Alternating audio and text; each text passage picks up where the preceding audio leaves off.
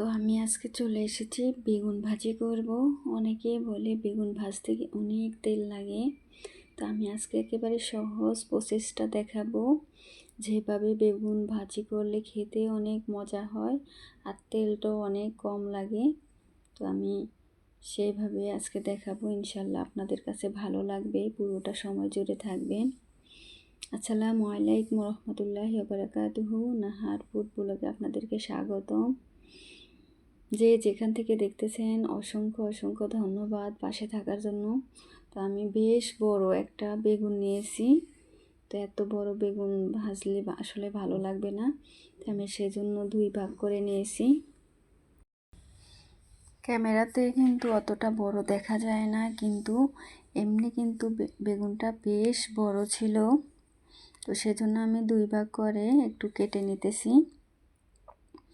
ভাজতেও সুবিধা হবে আর দেখতেও ভালো লাগবে।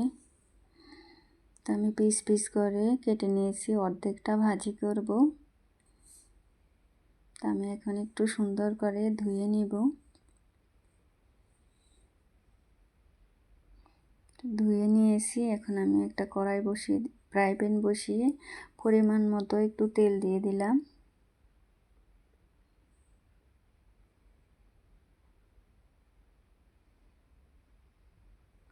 আমি এখানে বেগুনগুলোর সাথে একটু হলুদ, মরিচ আর ধনিয়া পাতা দিয়ে 10 মিনিট রেস্টে রেখে দিয়েছি। 10 মিনিট যদি রেস্টে রাখা যায় তাহলে কিন্তু তেলটা আর অত বেশি চুষে নেয় না, আর খেতেও অনেক ভালো লাগে। চেষ্টা করবেন বেগুন ভাজি করার আগে 10-15 মিনিট আগে মেখে রাখার জন্য, তাহলে কিন্তু অনেক সুন্দর হয়।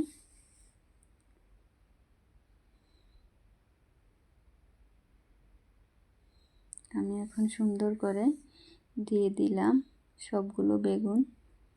গরম ভাতের সাথে কিন্তু এভাবে বেগুন ভাজি করলে অনেক ভালো লাগে, তারপর খিচুড়ির সাথেও অনেক ভালো লাগে। তো আমি এখন একটু উল্টে দিব। আমার কিন্তু একেবারে অল্প তেল লেগেছিল, বেশি তেল লাগে নাই। অল্প তেল দিয়ে আমি বেগুনটাকে ভেজে নিয়েছি। তো এখন সবগুলো বেগুন আমি একটু উল্টে উল্টে দিব, তাহলে ভাজাটা অনেক সুন্দর হবে।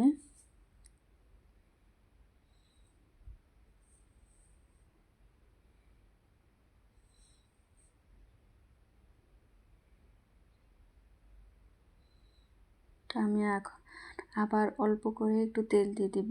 এক পিঠ ভেজে নিয়েছি, এখন অপর পিঠটা ভেজে নেওয়ার জন্য আমি আবার অল্প করে তেল দিয়েছি। এই তেলের ভিতরেই কিন্তু সুন্দর করে ভাজা হবে, অত বেশি তেল লাগে না। 10-15 মিনিট আগে মেখে রেখে দিলে কিন্তু তেলটা একেবারেই কম লাগে, আবার খেতেও অনেক ভালো লাগে।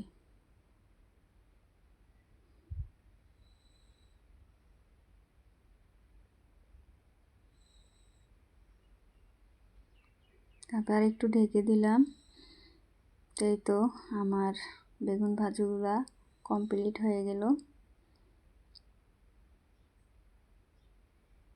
বেগুন ভাজিটা যদি একটু ঝাল ঝাল হয় তাহলে কিন্তু খেতে মাশাআল্লাহ অনেক মজা হয়। তো সেজন্য একটু ঝালটা বেশি দিবেন, একটু ধনিয়ার গুঁড়া, হলুদ গুঁড়া আর লবণ দিয়ে মেখে রাখলে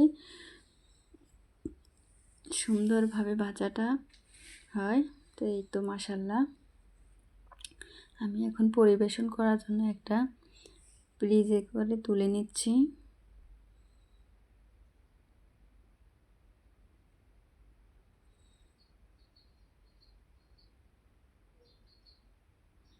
খুবই অল্প সময়ের ভিতরে কিন্তু এই বেগুন ভাজিটা হয়ে যায়। দেখতে যেমন সুন্দর হয়, খেতেও কিন্তু মাশাআল্লাহ অনেক মজা হয়। তো একবার হলে ওইভাবে ট্রাই করবেন, ইনশাআল্লাহ অনেক ভালো লাগবে।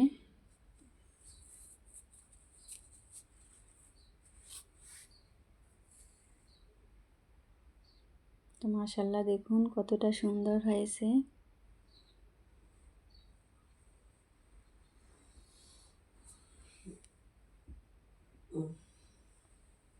বেগুন ভাজির সাথে একটু মরিচ ভাজা বা বোম্বাই মরিচ হলে তো আর কোনো কথাই নেই, বা একটু ডাল হলে ভীষণ ভালো লাগে, সাথে যদি একটু লেবু হয়। তো এভাবে করে কিন্তু আমরা বাসায় চটপট বেগুন ভাজি করে খেতে পারি। তো আজ এ পর্যন্তই। সবাই ভালো থাকবেন, সুস্থ থাকবেন, নিরাপদে থাকবেন। আমার জন্য দোয়া করবেন, ইনশাল্লাহ আমিও আপনাদের জন্য দোয়া করি যেন সবাই ভালো থাকেন, সুস্থ থাকেন। আজ এ পর্যন্তই। আল্লাহ হাফেজ। আবার দেখা হবে নতুন অন্য কোনো ভিডিওতে।